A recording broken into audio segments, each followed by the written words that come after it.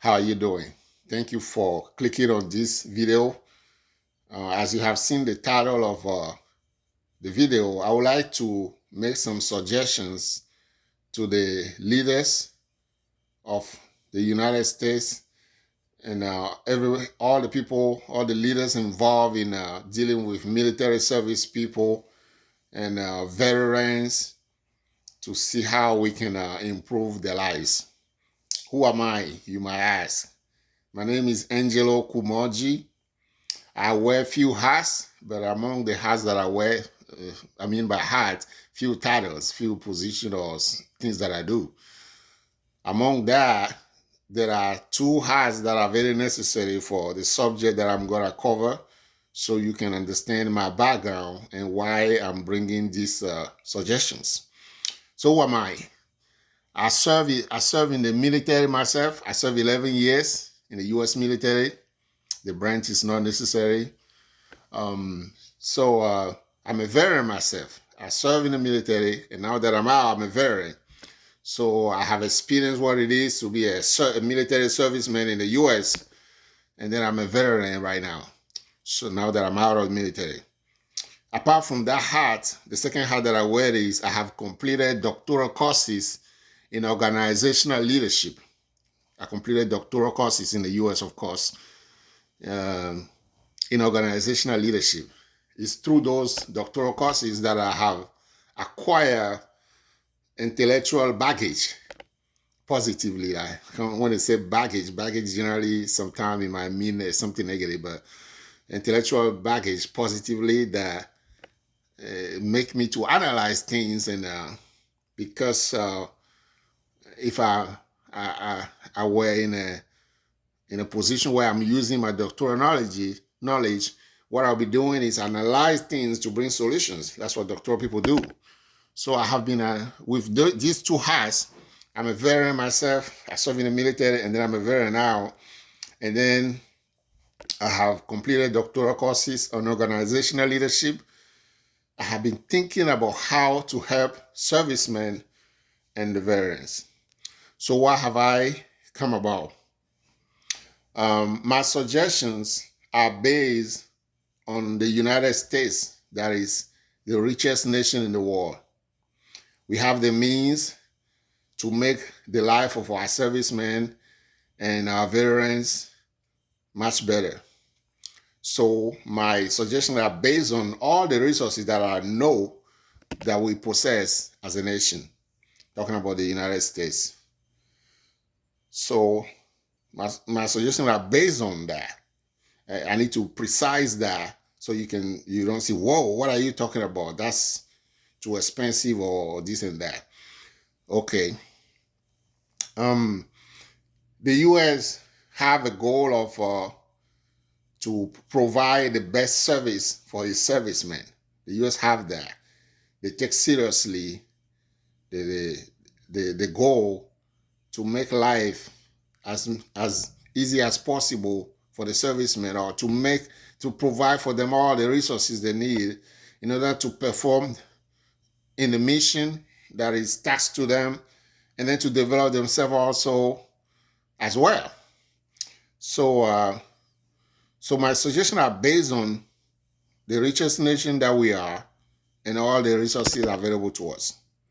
Okay, for servicemen, people serving in the military, servicemen or women, servicemen, servicewomen, I'm suggesting that rather than 20 years to retire, we make it 10 years, 10 to 15 years. But I'm suggesting that we make it 10 years, 10 years, 10 to 15, 10 years.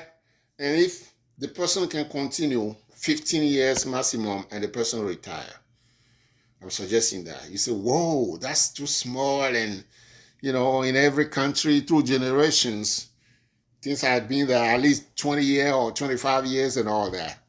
But we Americans, we don't follow the tradition blindly. We analyze things and we initiate good things to happen. We don't just take the status quo and keep you rolling without analyzing and know how we can improve it. So why do I suggest 10 to 15 years for retirement? It has been shown that after 5 years in service, most servicemen begin to accumulate a lot of stress and a lot of pressure. As you know, serving in the military is not an easy life for anyone.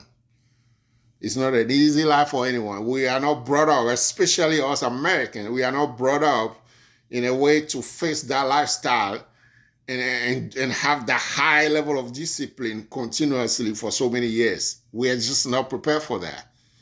So it is a shock to our personality when we join the service, and we look for some other alternative, or we find other reason to join the military. You know, some people have joined the military just because of the pride of the uniform or the title of being serving in the country. They have never analyzed themselves to see, do I have what it takes, the mental energy and the physical ability to do the service? Or some people have joined because of the GI Bill, money for college. Some people have joined because they struggle to make both ends meet, and they join the service. So most people that join the military, by honest evaluation, they do not have all the potential to really just be in there and have fun and do 20 years and get out. That's why, after a while, many people have mental problems. There's pressure. There is an accumulation of problems that get to them where they commit suicide and all that, or they shoot themselves or whatever that happened. So if we reduce the number of years, it will make life much easier for servicemen. Why? Because 10 years can be a goal readily achievable for most servicemen, rather than 20 years. Well, if you make it, like I say, when you make it 10 years and maximum 15 years. At 10-year mark, well, even before 10 years, at 5-year mark, we will have an overall evaluation of the serviceman. What do I mean by the overall evaluation? Of course, the person get an evaluation, the performance of the service member on the job, but I'm talking about an overall. We should analyze the person's finances. We should analyze the person's family and get into their life to know what's going on. How is the service of the member affecting his or her family? How about the finances of the person? How the person surviving? Because all those come together to create an accumulation of pressure where the serviceman one day wake up and feel like killing himself and all that. So we will have, each 5 years, we have a good evaluation to see how the person is doing. Not just the person is accomplishing the mission, the person is doing well for the military. How about the personality of that serviceman himself or herself? How is the person handling the job? How is the job affecting the person? So we have to do that. And then at 10 years, we give the person an option to retire. And if the person should want to do more than 10 years, we have to have a good evaluation to make sure the person can continue and it will not create a mental problem or a suicidal attempt and all that. So when we offer that and the person agreed to retire, we give, when the person agreed to retire, we will give the person usher into becoming a veteran, right? Now we usher each serviceman or woman, each service member, a federal housing, a free federal housing with all utility pays for life. Yes, I say that. Again, remember, I mentioned that we are a rich nation. We can do it. We can do it. Because all the money we spend after the servicemen have mental problems to send them to psychologists, and all the money and even the value of that serviceman, that service person who have served, and then now to come out and become, broken or destroyed or damaged, The value of the person is much more than some money we can spend to make the life of the person better. So when the person retires, we'll bring the person to a federal housing. Of course, if the person want or the person desire to have it, the person have other means, a better means, fine. But we'll offer that option because if I'm going to the service and it's not 20 whole years that have been proven not to be good, that's why people are committing suicide, because they just can't take it to 20 years. So if you make it shorter to 10 years, and the person can almost, most people can push themselves to 10 years.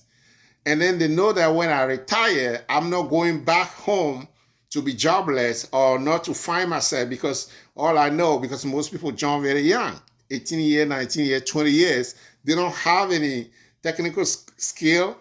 And it's not after serving 5 years or 10 years, now that they will go to college and be looking for an associate degree and bachelor degrees.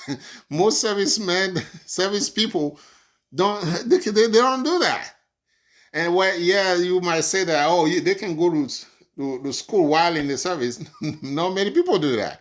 They can wake up one day and develop some goals and they want to take college classes here and there. But most people in the military, they do not have the time or the desire to, because the service is so stressful, they do not have the commitment it takes to complete a college degree. So most people don't complete a college degree while in the military service. When they get out, they have family to face. They have to earn money and support their family and all that. That's not the time for them to go to college and be in first year, second year, and 4 years or more before they get a college degree and all that. So it's just not very practical for military service people to do. So when they come out, when people are getting out of the military, the stress they feel is, can I get a job? Remember, there is homelessness also that veterans face.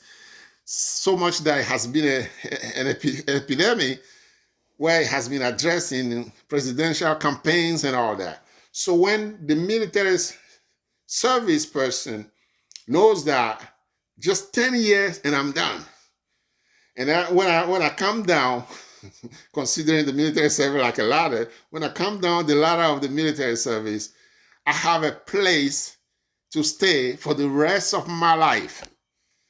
That would be very, very good for most people to try to join the military in the first place. And most people can push that.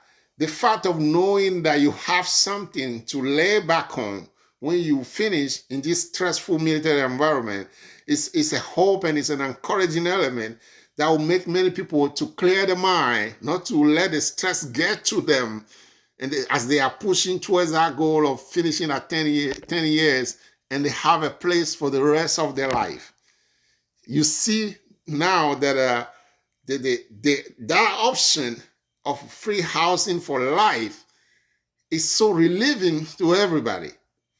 Everybody will push themselves to try to serve. And we have servicemen more than people that are volunteering right now or that have been volunteering through the years, who have more volunteers. Beside that, people who approach the servicemen with more easiness because it's not so long. And then when they come out, what they get out of it, it's much rewarding for them. So when people come out of military service, we offer them government housing. We know that most veterans, they stay in some key states. Generally in the military states, that's where most of them stay. Of course, people can go wherever, but the government can find a way because there are government housing in almost every state. So they can find a way to provide these veterans with free housing, all utility pays, basic utilities, electricity, water, and all that for life, for the military service and their family. We can do that. We are the richest nation, we can do that. So imagine that offer. That would be very helpful to veterans. And if we do that, that will also eliminate automatically veteran homelessness. that has been a big issue in this nation that has been addressed in recent years, but it's still in progress. And mental problems. The veteran come out and he can make a lot of money because when he was in service, he doesn't have an education and he's struggling to find a good job. He can make both ends meet. He have two, three children by now, and then he can get a good job to pay them to feed the children and take care of his family. And he end up homeless or he end up becoming suicidal. Some of them isolate themselves far away somewhere just to get away from things because they can't handle it.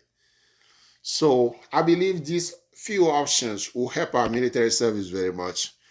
As I stated, I serve in the military, and with my doctoral knowledge, I'm coming out with ideas to help the military service and the veterans. And this is not all that I have, but this is the few that I want to suggest right now.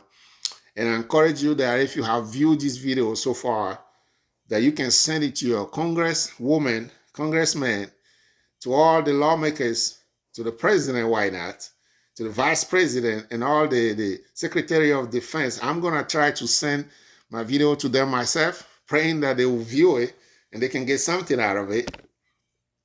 Again, I know that what can be a hindrance, they will say, oh, that will cost a lot of money. How are we going to pay for that? How are we going to do that? Well, if we are saying that the life of our veterans, the life of our service members matters a lot for us, we should be willing to find a solution to this. And the life of our veterans, when they come out, when we have that theory that in the VA have a theory to serve those who have served. The VA have the theory to serve them. So the VA can be equipped with all the necessary to take care of this, and this will be very helpful. Again, like I'm saying, 10 years minimum, 15 year maximum, you retire. This will also require that when you are in service, your skill have to be very, very sharp. The fact that one person cannot go to multiple deployments and play a lot of stressful roles in the military will end up causing people to be suicidal. That means that when you are in the military service for 10 years, you have to really, really work hard to maximize your performance in order to represent. Because when you go, and you might not, will try to eliminate repeated deployment or multiple deployment for the same service member. We'll try to reduce that. In order to reduce that, everybody have to pick up the pace. So meaning servicemen now have to be really tough. They have to be really tough to do their job. So one person will not carry the task that 2 or 3 people should carry. So that's what I have for now. And, I'll come up with other things, but I would like to make this video short so it's easily available and people can easily view it and then analyze it. Thank you so much. Bye.